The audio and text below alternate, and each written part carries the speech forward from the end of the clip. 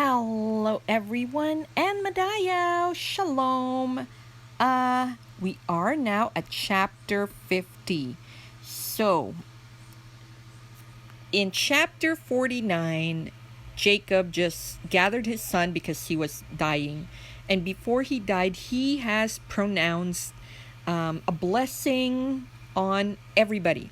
Okay, so a lot of things to unpack in this chapter.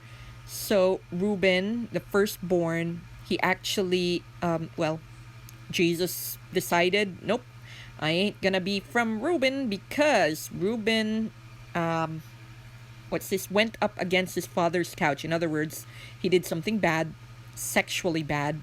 He slept with Bilhah, okay, which is a no-no. That's your father's concubine. You should not. So this sin will be repeated, by the way, by one of David's sons, which excludes him in the line of succession because this is actually something very taboo that you do. By the way, you know one person who also did this? Ham. But Ham didn't just sleep with anybody because Noah did not have a concubine. Ham actually slept, well, presumably with his mother because his father does not have a concubine. Anyway, so Reuben is excluded. The next is the two, Simeon and Levi, but cursed be their anger, and their wrath was too cruel because of what they did to that other guy who hit their sister. So we come to the fourth son, Judah. So Judah is a lion's whelp, and this is where we get the Lion of Judah. The scepter shall not depart from Judah. It hasn't. And when Jesus comes a second time, it shouldn't still depart from Judah. So if we cannot trace Judah's line, don't worry, it's there somewhere. They will not die out. Okay, so Zebulun shall be near the sea. He's going to be from the sea. Issachar will be like a workforce. Dan, questionable Dan. Dan in later times will be a haven for a lot of pagan practices. So they're thinking Dan would be the lost tribe, and Ephraim will replace Dan. So Dan shall judge his people as one of the tribes of Israel because, you know the story of Samson? Samson is a Danite. Then Gad shall be a troop to overcome, so it most likely be soldiers. Asher, he shall his bread shall be fat and yield royal dainties. So Asher might be a very good cook or baker. Naphtali will giveth goodly words. So he's going to be like a scribe. Joseph, whose heir is Manasseh, is a fruitful bough. So he's going to be very fruitful. Archers will try to, shoot him, but they won't. But he, if he shoots, will be a sharpshooter. Okay, so shepherd, the stone of Israel. Okay, so that is his pronouncement. Next is Benjamin, a raven wolf. So Benjamin and later tribes will be a little harsh. Okay, so the tribe of Benjamin will be waffly until the others will, Anyways, and he asked that Israel asked that he could be buried in the cave of Machpelah in Mamre, back in Canaan. Okay, so chapter 50, when Jacob fell upon his father's face and wept upon him because Israel or Jacob died. So it's Joseph who's really so, crying over him. And then Joseph asked his physicians and servants to embalm his father. Remember, they're in Egypt. So Egyptians were very good at this. Why did he have to embalm Israel? That is because there's rituals involved in Egyptian burial. First, there's 40 days fulfillment, or they're doing 40 days thing, which is not Jewish.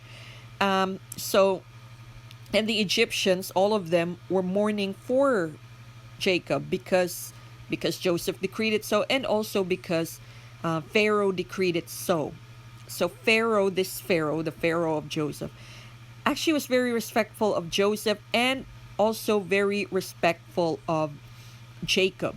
So he asked Pharaoh that I'm going to go to Mamre to bury my father in the hill of Machpelah, or in the cave of Machpelah.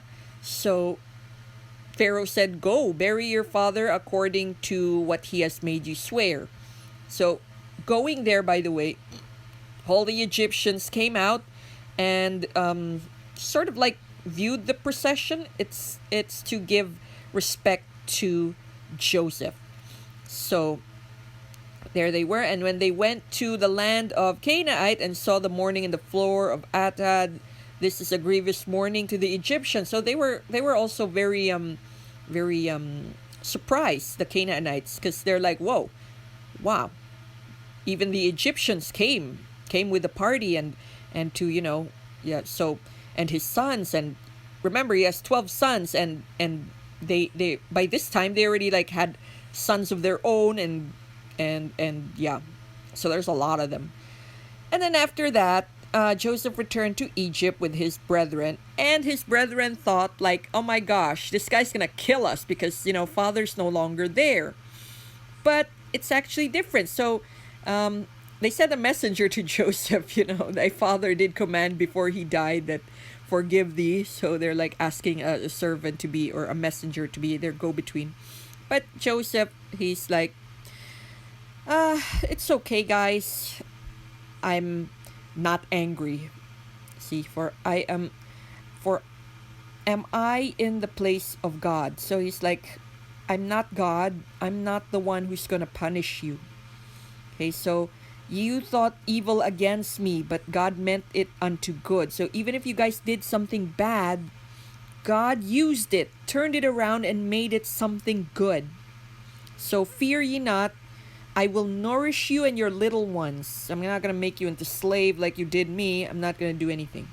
So Joseph dwelt in Egypt, he and his father's house, and Joseph lived 110 years. And Joseph saw Ephraim's children of the third generation. Also the children of Machir, son of Manasseh, were brought up to Jacob's knees.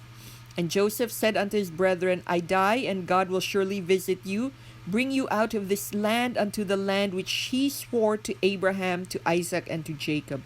And Joseph took an oath of the children of Israel, saying, God will surely visit you, and ye shall carry up my bones hence. And then Joseph died, and that is the end of Genesis. So there's 50 chapters in Genesis, and after that it's already Exodus. Happy Passover, guys.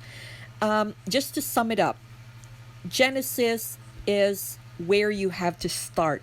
Bereshit, in the beginning, Genesis. If you don't understand Genesis, keep reading it 10 times. You still won't understand it, but every time you read it, you gain a little bit more understanding. And if you don't understand it fully, or get a little bit of knowledge from Bereshit, Genesis, you will not understand the rest of the Bible. You will not understand why Jesus did what he did. This is the start, okay? This is the prelude, the introduction, so to speak. So we start with Adam and Eve. We saw their fall, the fall of the angels, the fall of men with it. What's this? The patriarchs up to Noah, the flood, and then Abraham. So there's a big chapter gap there. And then Abraham, and then Isaac, and then Jacob's sons. So this is the story, and now we have the 12 tribes. And from among the 12 tribes, Jesus chose Judah. So he did not choose Joseph, although Joseph is very instrumental here. He chose Judah for a reason. So Judah, and before you say maybe God wants some purebreds, no, a lot of things will happen here in Exodus that you would understand. And yes, Joseph did have an Egyptian wife, but you will see Canaanites and you will see Moabites enter the bloodline of Jesus, because everybody should be saved, not just the 12 tribes. So, shalom everyone.